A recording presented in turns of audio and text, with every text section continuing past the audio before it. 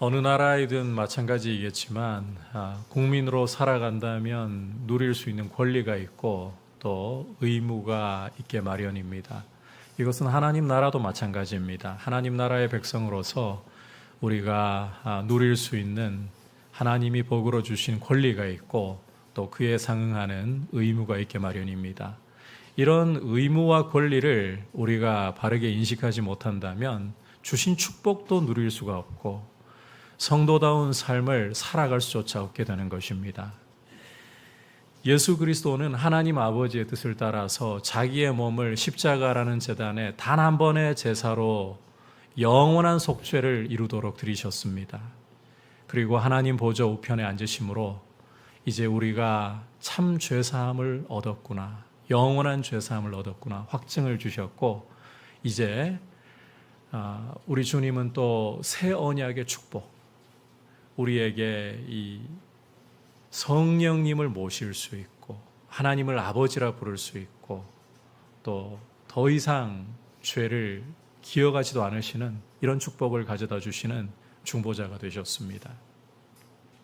오늘 말씀은 이와 같은 예수님의 탁월한 사역을 토대로 해서 하나님 백성으로서 성도가 어떤 권리를 누리고 있는가, 그리고 이 권리를 가지고서 이제 어떤 도리로, 어떤 의무로 살아가야 거룩한 삶을 살아가는 것인가, 이 부분을 보여주는 말씀이에요. 함께 이제 말씀에 귀를 기울이면서 주시는 메시지를 듣도록 하겠습니다. 먼저 성도의 도리, 예수의 피로 얻은 권리에 대해서, 도리가 아니고 권리에 대해서 먼저 살펴보겠습니다. 자, 19절과 20절 말씀 함께 한 목소리로 다시 보겠습니다. 시작. 그러므로 형제들아, 우리가 예수의 피를 힘입어 성소에 들어갈 담력을 얻어나니 그 길은 우리를 위하여 휘장 가운데로 열어놓으신 새로운 살 길이요 휘장은 곧 그의 육체니라. 자, 함께 읽은 19절에서 그러므로라는 접속사는 앞에 있는 말씀을 가리키고 있습니다. 예수님이 단 한 번의 제사로 영원한 속죄를 이루시고 하나님 보좌 우편에 앉으신 것, 그리고 이제는 새 언약의 축복을 가져다 주시는 중보자가 되신 것, 이걸 가리키고 있어요. 그러므로 우리 예수님을 믿는 성도는 담력을 얻었다. 담력을 얻었다. 무슨 담력을 얻었다는 것입니까? 성소에 들어갈. 여기 성소라는 것은 하늘 지성소를 가리킵니다. 하나님 보좌 있는 곳을 가리키는 거예요. 우리 성도들은 이제 예수님의 탁월하신 사역 때문에 하늘의 지성소 안까지, 하나님 보좌 앞까지 나아갈 담력을 얻었다는 것입니다. 여기에서 이 담력이라는 것은 권리 또는 이 권세라고 번역을 할 수가 있습니다. 예수님을 믿는 성도에게 권한이 주어졌다. 권리가 주어졌다. 주저하지 않고 두려움 없이 하나님의 존전까지 나아갈 수 있는, 하나님과 사귈 수 있는 권리가 주어졌다는 것입니다. 여러분, 이것은 정말 놀라운 축복이 아닐 수가 없어요. 여러분들께 자주 강조하다시피 하나님을 가까이 하는 것이 인생에게 참된 복입니다. 왜냐하면 하나님이야말로 우리 인생의 참 생명이시고 참 기쁨이시고 영광이시기 때문입니다. 그럼에도 불구하고 누가 감히 거룩하신 하나님 존전에 나아가 하나님과 사귐을 가질 수 있는가?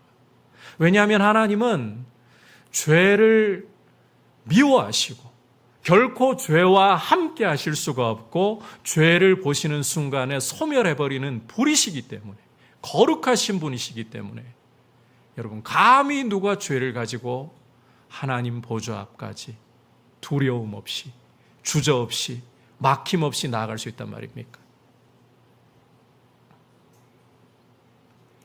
여러분, 하나님이 얼마나 거룩하고 얼마나 죄를 미워하시는가, 성경 속에서 우리가 그 증거를 너무나도 선명하게 볼 수 있는 부분이 있어요.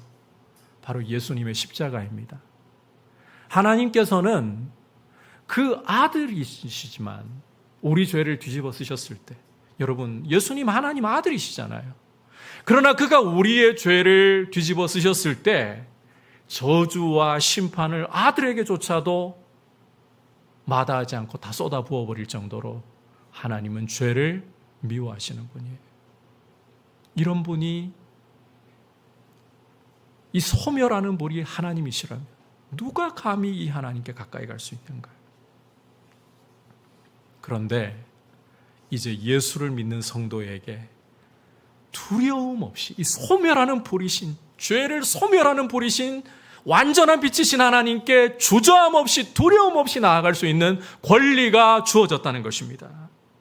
참 생명과 참 기쁨과 영광을 주실 수 있는 그 하나님, 우리 인생을 가치 있게 하고 살아있게 하시는 그 하나님께 나아갈 권리가 주어졌다는 것입니다. 주목할 것은 이 권리가 바로, 따라합시다, 예수의 피를 힘입어, 예수의 피를 힘입어 주어진 것이에요. 여러분, 예수님의 피 때문에 우리는 아무런 애씀이 없어도,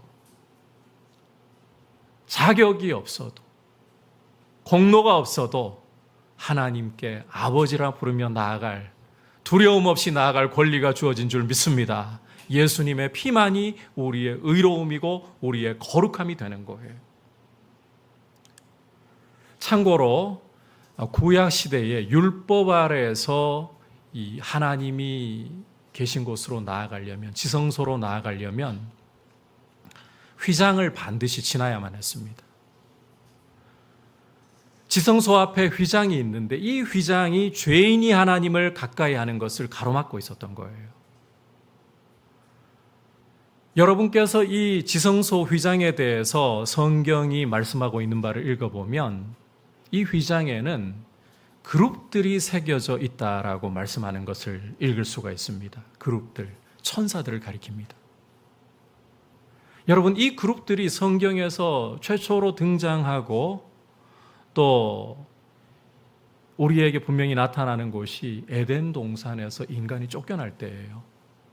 범죄한 아담과 하와가 더 이상 생명나무 열매를 따먹을 수 없도록, 다시 말해 하나님과 사귈 수 없도록 길을 가로막고 지키고 있던 게 바로 이 그룹들입니다.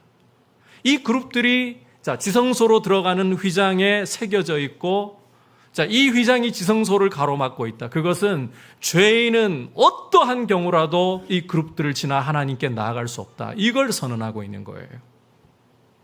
그런데 예수님이 십자가에 달려 그 몸이 찢기시고 그 피를 흘리며 돌아가시는 순간에 놀라운 일이 벌어졌습니다. 여러분, 이 지성소를 가로막고 있는 휘장은 굉장히 단단한 직조물로 만들어져 있어가지고 사람이 칼로 찢으려고 해도 찢을 수가 없을 정도예요. 그런데 이 휘장이 누가 손을 댄 것도 아닌데 위로부터 아래로 둘로 쫙 찢어져 내렸습니다. 무슨 말입니까? 여러분, 이 지성소를 가로막고 죄인이 들어가는 것을 막고 있던 그룹들이 길을 열었다는 말입니다. 하나님이 계신 곳으로 생명나무 열매를 따먹을 수 있는, 영생을 얻을 수 있는 이곳 지성소, 에덴 동산, 이곳으로 나아갈 수 있는 길을 천사들이 열어주었다.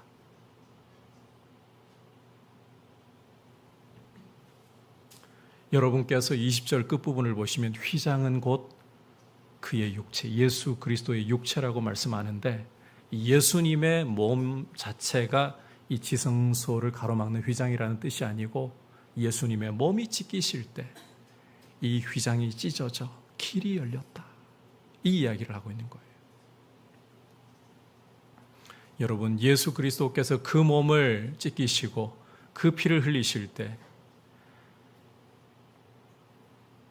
하나님께로 나아갈 수 없던 죄인이 이제는 두려움 없이, 주저함 없이 담대히 나아갈 수 있는 새로운 길이, 율법 아래서는 알 수 없던 새로운 길이 열렸습니다. 하나님과 사귈 수 있는, 생명나무 열매를 따먹을 수 있는 길이 열린 것입니다. 이 권리가 이제 예수 그리스도를 믿는 성도에게 주어졌다. 여러분, 이게 우리의 권리예요. 예수를 믿을 때 천사들조차도 이제는 막아설 수 없고 길을 열 수밖에 없습니다. 에덴 동산에서 쫓겨나 더 이상 생명나무 열매를 따먹을 수 없는, 하나님과 사귀며 더 이상 생명을 누릴 수 없던 죄인들이 이제 예수의 몸이 찢기심으로, 예수의 피가 쏟아짐으로써 길이 열리고 두려움 없이 담대히 나아가 이제는 하나님을 아버지라 부르며 그 생명, 그 기쁨, 그 영광을 누릴 수 있게 되었다는 거예요. 이게 성도에게 주신 권리예요. 이게 또 전부가 아니에요. 이제 예수님이 하늘 보좌 우편에서 어떤 일을 또 하고 계시느냐, 왕으로서 교회를, 당신의 백성을 다스리시는 일을 하고 계신다고 말씀합니다. 여기에서 또 주어지는 권리가 있어요. 함께 21절과 22절 전반부까지 말씀 보겠습니다. 시작. 또 하나님의 집 다스리는 큰 제사장이 계심에 우리가 마음의 뿌림을 받아 악한 양심으로부터 벗어나고 몸은 맑은 물로 씻음을 받았으니. 자, 여기에서 말씀하고 있는 하나님의 집이라는 것은 교회를 가리킵니다. 하나님의 백성을 가리킵니다.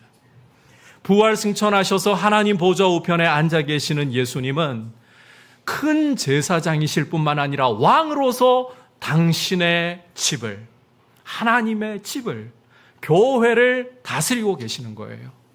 예수님이 왕으로서 교회를 다스리시는 가장 중요한 그 통치의 모습은 교회를 교회답게 하시는 것입니다. 다시 말해 교회의 정결함이라는 거예요. 우리가 마음의 뿌림을 받아 악한 양심으로부터 벗어났다. 몸은 맑은 물로 씻음을 받았다. 여러분, 이게 정결함을 이야기하는 거잖아요. 예수님의 통치에, 예수님의 왕으로 다스리심에 중요한 그 역사가 바로 교회의 정결함이다. 말씀 좀 올려주세요. 이 마음의 뿌림을 받아가지고 양심이, 악한 양심이 깨끗하게 되었다는 것은 예수님의 피뿌림을 통해 우리 속 사람이 깨끗해졌다는 거예요. 그리고 몸은 맑은 물로 씻었다는 것은 세례를 통해서 씻음 받았다, 이 말이에요. 예수님의 피 때문에 눈에 보이지 않는 우리 속 사람, 우리의 죽어있던 양심, 악한 행실로 죽어있던 양심이 깨끗하게 될 뿐만 아니라 이제 교회의 세례를 통해서 우리의 몸까지도 씻음 받은 증거를 얻게 되었다. 그래서 예수님의 보좌 우편에 앉아 계시는 그 모습은 교회를 다스리시는데 정결하게 다스리시고 깨끗하게 하셔서 두려움 없게 하시는 이 놀라운 권리를 우리에게 주는 것이다.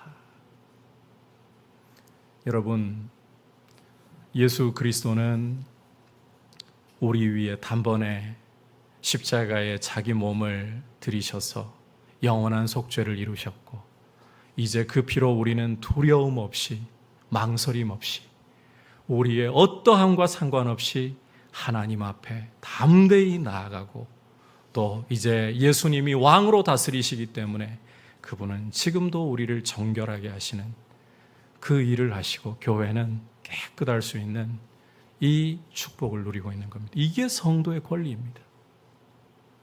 여러분, 이 권리를 여러분께서 마음에 잘 새기고 계셔야 되는 거예요. 교회가 교회다우려면 우리에게 주신 이 놀라운 축복, 이 놀라운 권리를 잃어버려서는 안 됩니다. 여러분, WCC라든지 이제 로잔 언약도, 세계 로잔 언약조차도 많이 변질이 되어가지고 주장하는 게 이 하나님의 선교라 그러면 이웃에게 봉사하는 쪽으로 가 있어요. 예수님의 십자가는 빠져버리고 이웃에게 봉사하는, 보기에는 좋습니다. 듣기에는 좋습니다. 그런데 십자가 없는 봉사, 마귀는 권장합니다, 여러분. 여러분, 예수의 십자가가 없어도요, 여러분이 이웃에게 봉사하고 이웃이 고맙다고 하고 밝게 웃는 모습 보면 여러분 보람 느끼지 않습니까? 얼마든지 그럴 수 있어요. 그걸 통해 내 만족감을 채울 수가 있어요. 마귀는 그런 일을 하라고 합니다. 그건 막지 않습니다. 오히려 권장합니다. 여러분, 봉사하고 섬기는 게 잘못된 이야기가 아니에요. 그건 열매로 반드시 나와야 돼요. 그런데 십자가가 빠져버리는 봉사와 섬김은 결국 어디로 향하는 겁니까? 내 마음의 만족을 향하고 있는 거 아닙니까?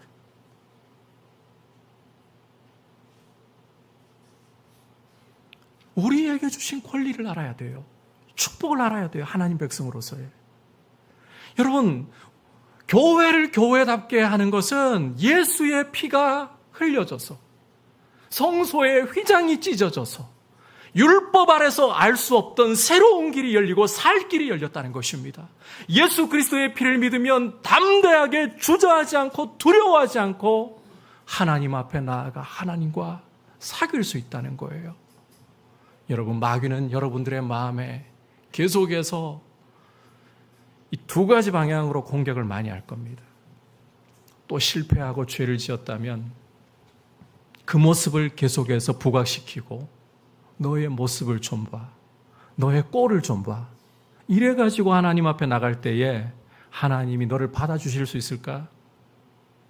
한두 번이면 또 회개하고 좀 덜한 것 같은데 이 반복이 되잖아요. 우리가 죄 짓는 거 보면 넘어지는 부분에서 자꾸 넘어지고 자꾸 실패하잖아요. 벼룩도 낯짝이 있지. 이런 수준까지 반복이 되고 나면 하나님은 나를 받아주시기에, 걸어가신 하나님이 나를 받아주시기에 참 불편하실 것 같아. 여러분, 마귀가 거짓말하는 거예요. 우리 자격 어차피 안 돼요.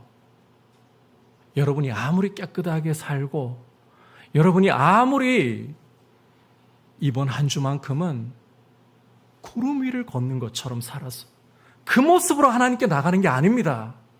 오직 예수의 피로, 예수의 피만이 새로운 살 길을 우리에게 열어주고, 자격이 없을지라도, 공로가 없을지라도 예수의 피를 믿을 때에 그 피는 우리에게 하나님께 나아갈 수 있는 권리를 주는 것입니다. 그리고 보좌 우편에서 왕으로 교회를 정결하게 하시며 다스리시는 예수님은 우리가 죄를 짓고 넘어질 때마다, 회개할 때마다 그 피로 우리 마음에 핏부림을 통해서 새롭게 하시고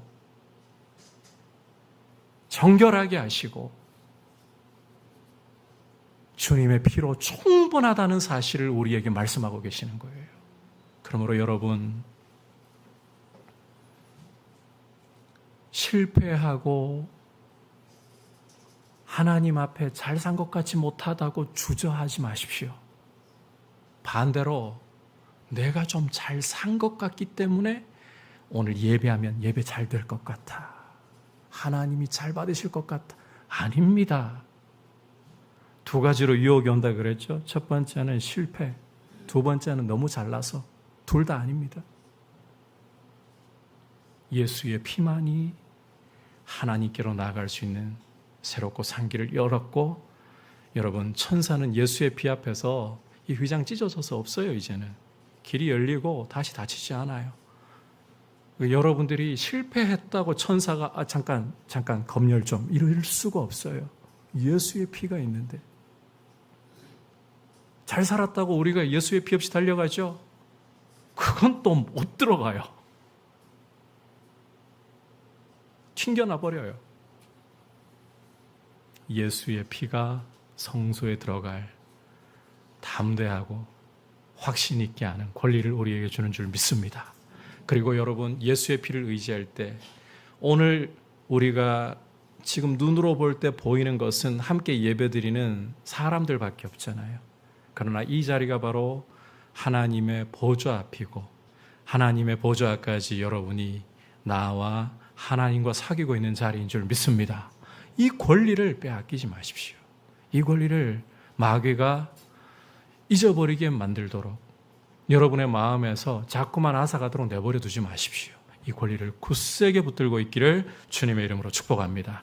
자, 이 권리를 얻었다면 이제 성도로서 어떠한 도리로 살아가야 하느냐? 오늘은 세 가지를 말씀하고 있어요. 첫 번째는 22절 끝부분에서 보듯이 하나님께 나아가자라는 것입니다. 하나님께 나아가자. 여러분, 하나님께 나아가자라고 할 때에 우리가 가장 일반적으로 가장 먼저 떠올릴 수 있는 것 중에 하나가 바로 기도일 겁니다.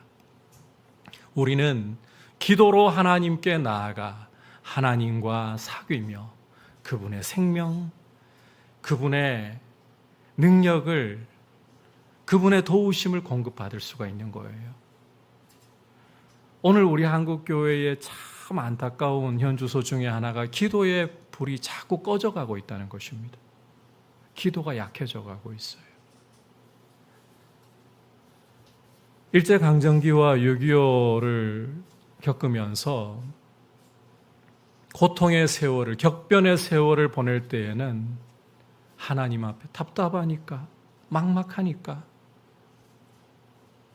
열심히 부르짖었어요.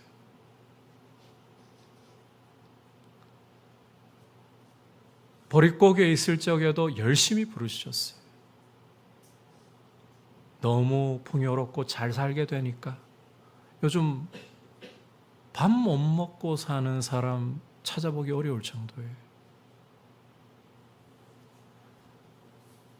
근데 기도는 약해지고 있어요. 이게 참 교회가 힘을 잃어가는, 하나님과의 사귐의 시간을 가져야 되는데, 하나님으로부터 능력을 공급받아야 되는데 힘을 잃어가는 주요 원인이 되고 있어요. 그러나 여러분, 사무엘상 3장을 우리가 과거에 공부를 했잖아요. 엘리 제사장의 눈이 나이가 많아서 점점 어두워져 가는데, 하나님의 말씀이 점점 희귀해져 가는데, 그러나 성소의 불은 여전히 타오르고 있었죠.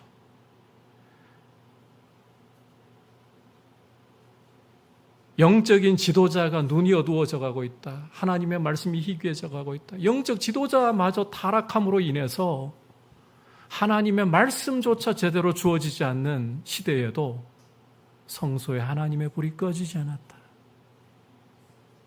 하나님이 어린 사무엘을 통해 다시금 영적인 불이 타오르게 하셨잖아요. 거룩한 빛이, 말씀의 빛이 비치게 하셨잖아요. 저는 기도하고 또 기대해 봅니다. 지금은 우리 한국교회가 이렇게 많이 영적으로 무력해져 버렸지만 다시 하나님이 성소의 불이 꺼지지 않도록 보살피셨던 하나님이 기도의 불이 일어나게 하시고 교회가 일어나게 하실 수 있도록 역사하심을 믿습니다. 그렇게 우리는 구하고 기도해야 돼요.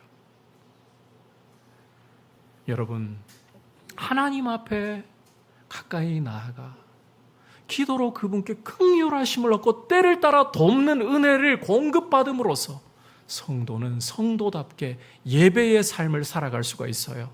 이 예배라고 할 때 여러분께서 이렇게 주일날 모여서 공적으로 드리고 수요일 모여서 공적으로 드리고 새벽에 모여서 공적으로 드리는 예배만을 떠올리지 마십시오. 여러분, 물론 이렇게 함께 모여가지고 하나님을 찬송하고 말씀을 듣고 예배하는 이 부분이 정말 예배의 중요한 부분이에요. 그런데 이 예배라는 게 예배당 안에서의 공적인 모임만이 전부라고 생각하시지 말라는 거예요. 로마서 12장 1절을 보시면 진정한 예배의 모습을 어떻게 말씀하느냐? 우리 몸을 하나님이 기뻐하시는 거룩한 산 제사로 드리는 겁니다. 예배당 안에서 끝나버리면 진정한 예배가 아니에요. 우리의 삶을, 우리의 몸이라는 것은 우리의 삶을 거룩한 산 제사로 하나님 앞에 드리는 것입니다. 좀 더 구체적으로 우리가 금주의 말씀으로 보았던 것처럼 이 세대를 본받지 말고 하나님의 선하시고 온전하시고 기뻐하시는 뜻이 무엇인지를 분별하면서 순종하는 삶, 그게 바로 진정한 예배라는 거예요. 하나님이 받으시기에 합당한 예배, 우리말로는 영적 예배라고 번역이 되어 있죠. 좀 쉽게 이야기하면 세속의 가치관 따라 살아가지 않고 하나님의 말씀의 가치관을 따라 살아드리는 삶이 바로 예배의 삶이고 예배라는 것입니다. 여러분, 우리가 가게에 가서 오늘 예배 드리러 오시면서 커피숍에 들러서 커피 한 잔 테이크아웃 해 오신 분도 계실 텐데, 테이크아웃하고 돈을 지불하면서도 여러분 그게 그냥 지나가는 모습이 아니라 내가 하나님을 바라보고 있고 내 삶이 하나님의 뜻 가운데 있기를 원하고 있다면 그 모습 속에서도 예배는 이루어질 수가 있는 거예요. 여러분이 살고 있는 그 자리가 예배의 자리입니다. 그 자리에서 하나님과 난 지금 예배 자리에 있는 게 아니니까 내가 해야 할 일 하니까 예배 드리고 있는 거 아닙니다. 아닌 게 아닙니다. 그 자리가 예배의 자리라고요.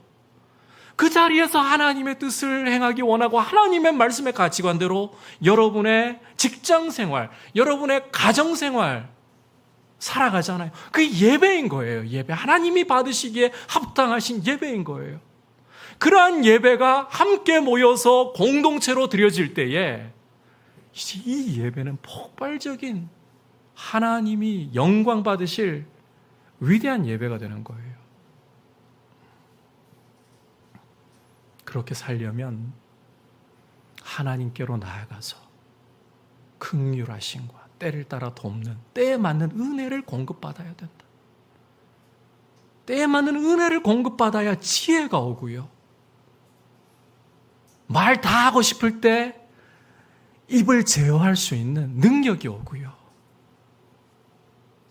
화가 날 때에 겸손할 수 있는 능력이 오고요. 하나님께 나아가야 되는 거예요.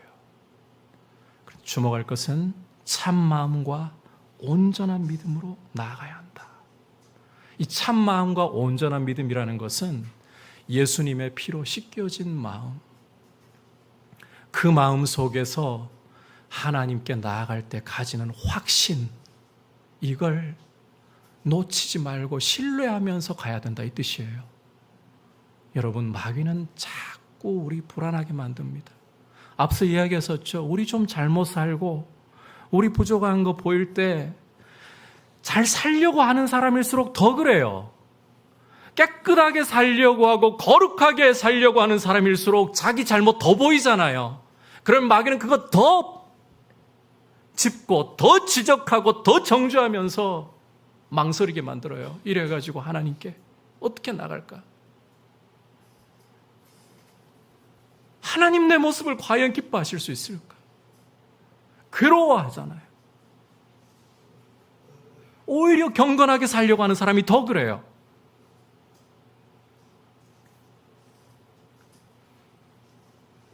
그런데 여러분, 우리 자격, 우리 실력으로 나가는 거 아니고 예수의 피로 정결하게 하셨다 했잖아요. 그걸 신뢰함으로써 나가야 된다는 겁니다. 참 마음과 온전한 믿음으로 나간다는 게. 하나님이 주신 이미 그리스도의 피로 우리에게 주신 확신, 기쁨, 담대함 가지고 그 확신, 기쁨과 담대함을 주신 하나님을 신뢰하면서 나아간다는 거예요. 여러분의 어떠함을 곱씹으면서 나가는 게 아닙니다. 못난 것도 잘난 것도 주목하면서 나가는 게 아닙니다. 예수의 피 때문에 온 이 확신, 이 담대함, 이 기쁨을 가지고서 하나님이 나를 영접하심을 신뢰하면서 나가는 거예요. 그렇게 주저함 없이 나아가 하나님과 사귐을 통해 때에 맞는 은혜를 공급받고 예배자로 드리시기를 축복합니다. 두 번째는 따라합시다. 구원의 소망을 굳게 잡자. 예.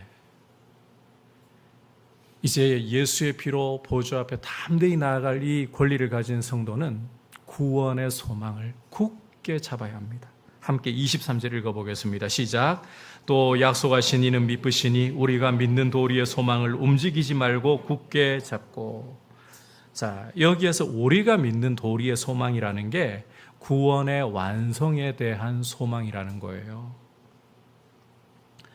장차 우리 주님이 이 땅에 다시 오실 때 우리의 낮은 몸이 변하여서 영광의 부활의 몸이 될 것, 그리고 흔들 수 없고 진동하지 않는 영원한 하나님의 나라를 우리의 소유로, 기업으로 얻게 될 것, 이 기대를 움직이지 말고 굳게 잡으라는 것입니다. 여러분, 히브리서의 독자인 유대인 출신 그리스도인들은 박해 때문에, 예수 믿는다는 것 때문에 박해받으면서 흔들리고 있었습니다. 유대교로 돌아가려고 하는 유혹 속에 흔들리고 있었습니다. 예수 믿는다는 것 때문에 재산이 몰수를 당할까 봐, 사회적으로 불이익을 당할까 봐, 자칫 생명을 잃게 될까 봐 두려워하고 흔들리면서 유대교로 돌아갈까 계속 움직이고 있었습니다. 이런 이들에게 장차 올 소망을 움직이지 말고 흔들리지 말고 굳게 잡으라. 너희가 생명을 잃게 될까 봐 두렵고 떨리느냐? 주님이 다시 오실 때 부활의 몸으로 살아날 것이다. 너희의 재산이 강탈당하고 잃어버릴까 봐 두렵나? 영원한 하나님의 나라, 누구도 앗아갈 수 없는 하나님의 나라가 너희의 기업이 될 것이다. 이 소망을 흔들리지 말고, 요동하지 말고 굳게 붙잡으라. 여러분, 우리도 마찬가지예요. 우리도 눈에 보이는 것이 너무 중요한 사람들입니다.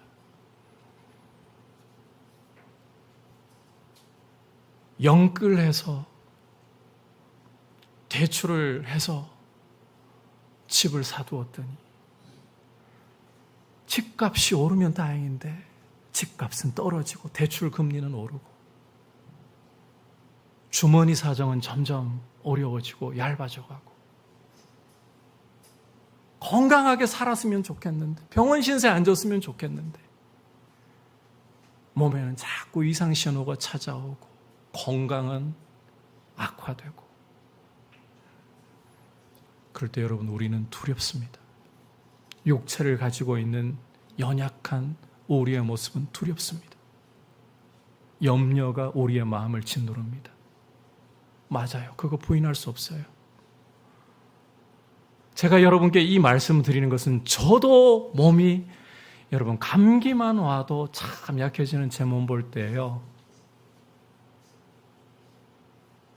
더 큰 병이 올 때 왜 염려 안 오겠어요? 왜 걱정 안 되겠어요? 됩니다, 저도. 이 말씀 드리면서 저도 됩니다. 여러분, 주머니는 자꾸 얇아지는데 물가는 고공행진하고 경제가 어려워지는데 겁 안 난다고요? 겁납니다. 그런데 이 염려와 이 두려움을 그냥 내버려 두고 우리 마음을 잠식하게 하는 것이 아니라 오히려 여러분 이 몸이 이 낮은 몸이 주님 오실 날에는 영원한 부활의 몸으로 우리 주님의 몸처럼 변화될 것이다. 그리고 비록 내가 가진 것이 지금은 남들보다 나를 더 편하게 부유하게 만들어주지는 못할지라도 장차 나에게는 하나님의 나라라는 흔들 수 없는 진동하지 않는 기업을 나에게 주실 것이다. 이걸로 바꿔야 된다는 거예요. 이 소망을 움직이지 말고 굳게 붙잡아야 된다는 거예요. 우리 젊은이들 일자리 때문에 걱정 많죠. 졸업을 해도 제대로 좀 된 일자리를 얻을 수 있을까? 여러분, 그 염려가 여러분을 잠식하게 하지 말고 여러분의 자리에서 최선 다하면서 장차 주 오실 날에 지금은 진로 때문에 걱정하고 지금은 가진 것 때문에 걱정하고 있지만 주님의 그 영광의 나라가 나의 것이 될 것이다. 이 소망으로 자꾸 바꾸라는 거예요. 여러분, 우리가 이 소망을 가질 수 있는 중요한 이유가 있어요. 약속하신 이가 미쁘시다는 겁니다. 약속하신 이가 미쁘시다는 거. 23절 좀 올려봐 주시겠어요? 23절. 약속하신 이는 미쁘시니.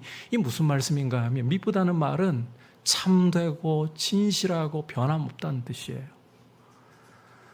우리에게 부활과 저 영원한 하나님의 나라를 약속하신 하나님은 변하실 수 없는 분이고 참되신 분이시고 진실하신 분이시다.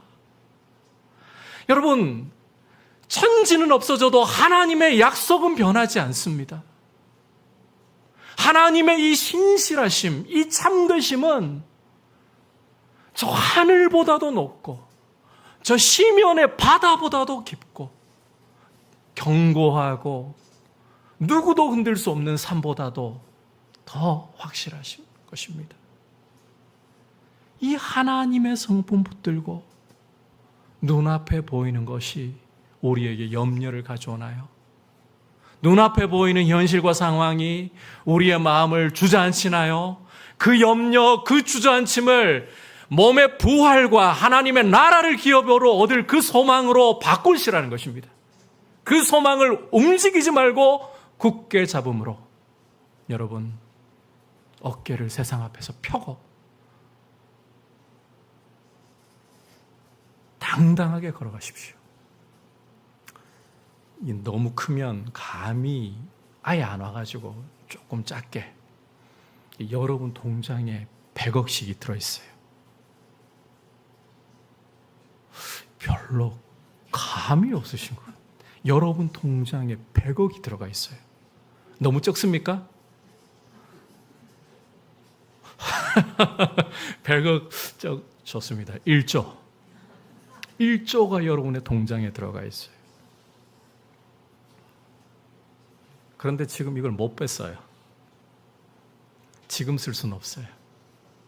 통장에 들어가 있고 1조가 뺏을 수 없어요.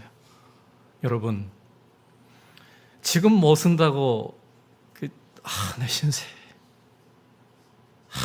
정말 내 처지, 정말 불행하기 그지없고 가난하기 그지없고 이러시겠습니까? 너무 감이 안 오는 이야기를 지금 드리고 있어서 그런 거죠. 조금 낮출게요. 다시 100억이 여러분 통장에 있어요. 근데 지금 못 써요. 지금 여러분 거예요. 그러면 지금 못 쓴다고 여러분 어깨가 축 처지고 난 돈도 없고 난 가난하고 남들 앞에 내세울 것도 없고 뭐 이러고 있겠습니까? 못 써도요, 나 100억 가진 사람이야. 이러지 않습니까? 정말 답답하네. 좀 어떻습니까, 여러분? 저 혼자 그렇게 생각하는 거예요? 여러분, 지금 쓸 수 있는 돈은 아니에요, 지금은. 그런데 100억이 1조가 여러분 통장에 있어요. 그 순간 못 써도 상관없어. 난 1조 가진 사람이야. 난 100억 가진 사람. 이러지 않습니까? 여러분, 천지는 없어져도 세세토록 있는 하나님의 약속. 돌아서는 그림자조차도 없으신 신실하고 참되신 하나님이 장차 우리 몸의 부활을 보증하시고 영원히 진동하지 않는 하나님의 나라를 우리의 소유로, 우리의 기업으로 약속하셨습니다. 여러분, 남들 가진 집 한 칸 없다고 해서, 남들이 가진 만큼 소유가 없다고 해서 없는 것입니까? 이 소망 흔들리지 말고 굳게 잡고, 여러분, 사람들이 눈에 보이는 거, 그건 눈에 보이는 거 잠깐이라니까요. 그것 가지고 여러분 주눅들게 하려고 뭐 집 자랑합니까? 그래, 많이 자랑해라. 나 하나님의 나라가 내 거야. 평소 한번 재볼까 하십시오. 건강 자랑합니까? 나는 부활의 몸을 입을 거야 라고 자랑하십시오. 오히려 그들이 부러워하게 하십시오. 여러분의 소망을 굳게 붙드는 모습으로. 마지막 세 번째로, 성도의 도리는 사랑과 선행을 격려하자는 거예요. 사랑과 선행을 격려하자.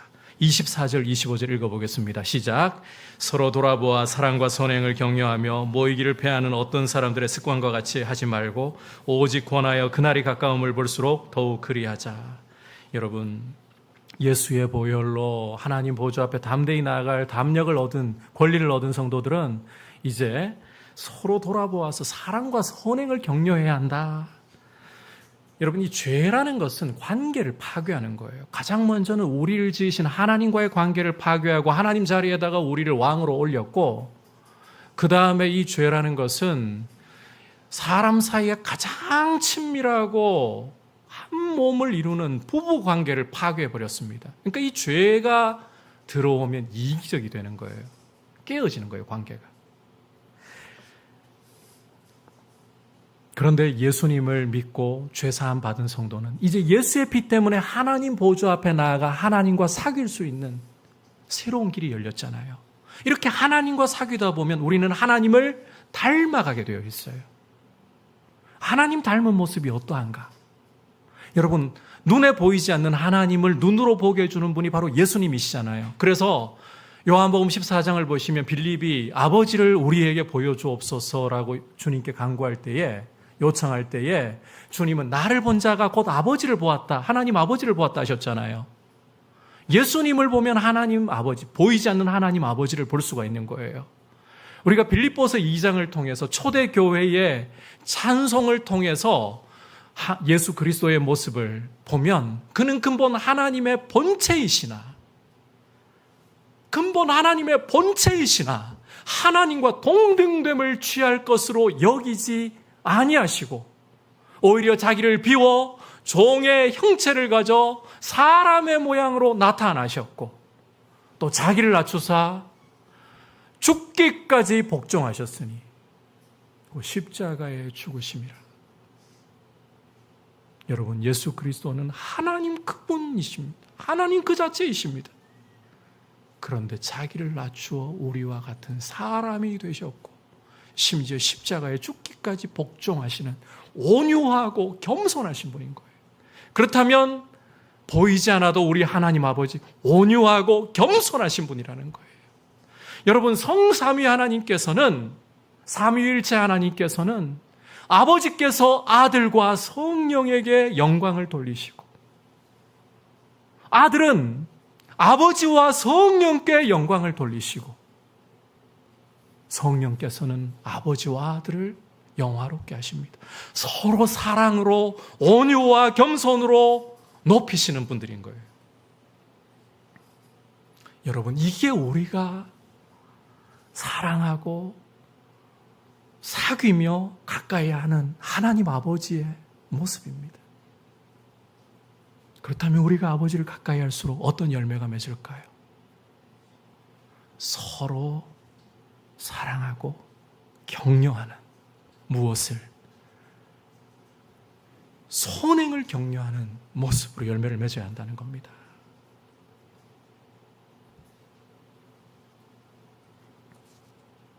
여러분, 25절 보면 모이기를 패하는 어떤 사람들의 습관과 같이 하지 말고 그 날이, 주님 오실 날이 가까울수록 더 모이기를 힘쓰자. 이건 그냥 교회에 사람 끌어모으자 이 말이 아닙니다. 하나님을 닮아가다 보면 서로 사랑하는 모습으로, 교회가 서로를 격려하는 모습으로 함께하지 않을 수가 없다는 거예요. 공동체, 거룩한 공동체의 모습을 이야기하는 거예요.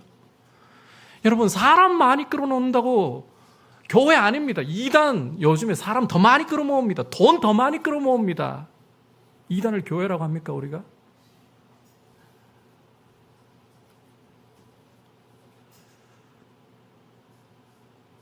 하나님을 닮아갈수록 서로를 격려하고 사랑하지 않을 수 없어요. 선한 일을 위해 서로 격려하지 않을 수가 없는 거예요. 그게 하나님 닮은 열매인 거예요. 그리고 여러분, 우리 인생은 혼자 세상에 내버려지잖아요. 절대 설 수 없습니다. 절대 영적으로 온전하게 혼자서 잘 갈 수 있는 사람은 아무도 없습니다. 요즘 사도행전, 이 큐티 본문 사도행전으로 보고 있잖아요. 저 위대한 사도 바울이 세워지는 과정 보십시오. 스데반이라는 순교의 열매가 있었습니다. 바울을 세우려고. 눈 멀어 있던 이 사람의 눈을 다시 뜨게 하려고 잠깐 나타났다가 역사의 뒤안길로 사라지는 아나니아라는 경건한 사람이 있었습니다. 예루살렘 교회에 이 사람을 추천해서 세워주는 바나바가 있었습니다. 실라라는 동역자가 있었습니다. 디모데라는 믿음의 아들이 있었습니다. 브리스길라와 아굴라라는 동역자가 있었습니다. 여러분, 바울조차도 혼자 그렇게 바울이 된 게 아니에요. 우리는 함께 서로를 격려하면서 가야 되는 거예요. 사랑과 선행을 격려하면서.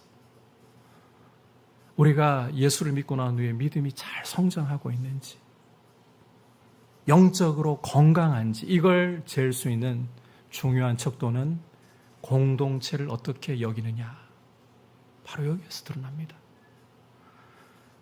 누구보다도 예배드리러 와서 빛나요. 찬양을 할 땐 누구보다 열정적으로 찬양을 해요. 기도할 땐 누구보다 뜨겁게 기도를 해요. 누구보다 말씀을 열심히 읽어요. 봉사를 열심히 해요. 그런데 공동체를 눈을 내리깔고 보면서 니들은 그것밖에 안 되지라고 한다면 그 사람의 믿음은 껍데기뿐입니다. 거품만 들어가 있는 거예요. 믿음이 자랄수록 공동체를 귀하게 여기지 않을 수가 없어요. 함께 가는 거예요. 여러분, 최근에 와서 이 과학이 발달하고 생물학이 발달하면서 이 돌봄이라는 게 종에게 어떤 영향을 끼치는가, 이런 결과들을 볼 수가 있는데 이런 이야기를 합니다. 돌봄이 긴 종일수록 지능이 높다 그래요. 돌봄이 긴 종일수록 지능이 높다. 육체적인 능력이 높다. 한 예로 까마귀 이야기하잖아요. 까마귀는 다른 새들보다 길게 새끼를 돌봅니다. 4주에서 6주 정도. 그런데 이 까마귀가 여러분 새까맣다고 그 소리가 거칠다고 무시하면 안 돼요. 똑똑해요. 도구를 다른 새들보다 잘 써요. 저희가 한 번은 운전하고 아내 옆에 타고 있고 운전하고 가다가요, 갑자기 까마귀가 정차를 해 있는데 앞쪽 차 있는데 막 날아오더라고요. 저 녀석이 뭘 하고 있나, 포덕거리면서 그 차에 들러붙어요. 뭘 하고 있나.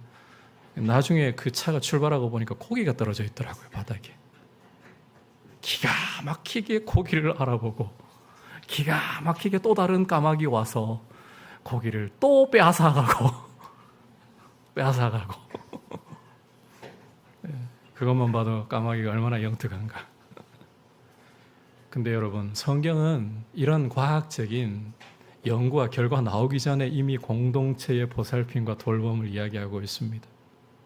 서로 돌아보고 사랑과 선행으로 격려할 때 성도는 영적으로 강건하고 세상을 살아갈 제대로 된 영적인 힘을 이 공동체를 통해서 함께 서로 공급받고 또 함께 주님의 은혜를 통해 이루어 나갈 수가 있게 되는 것입니다. 여러분, 주님 오시는 날까지 더욱더 공동체를 귀하게 여기고 홀로 설 수 없습니다. 서로 격려해야 합니다. 여러분, 저 위대한 사도 바울도 로마서 1장에서 내가 너희 보기를 원하는 것은 너희에게 무슨 신령한 은사를 나누어 주고자 함이니, 그 다음에 그걸로 끝나는 게 아니고 또 하는 말이, 이는 너희 믿음을 통해서 나 또한 안위를 받고자 합니다. 대사도조차도 일방적으로 줄 수 있다고 말하지 않습니다. 너희 때문에 나도 믿음이 격려받고 안위받는다. 서로 주고받는 것입니다. 이런 모습으로 우리가 서나가기를 원합니다. 여러분, 성도의 우리 세 가지, 첫 번째 뭐라 했나요? 하나님께 나아가자. 어떤 마음으로? 참 마음, 온전한 믿음. 그러니까 없는 걸 여러분들이 만들어내고 짜내서가 아니라 예수님이 이미 십자가에 피로 주신 그 확신, 그 담대함, 그 기쁨 가지고 여러분이 아무리 부족해도 예수의 피를 의지하면 담대히 나아갈 수 있다. 여러분이 아무리 잘나도 그거 자랑할 거 없다. 오직 예수의 피로 담대히. 두 번째 돌이 뭐라 그랬습니까?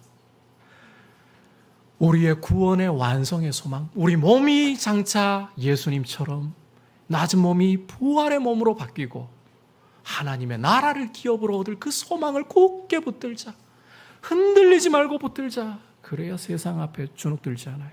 마지막으로 사랑과 선행으로 서로 격려하자. 거룩한 공동체로 가자.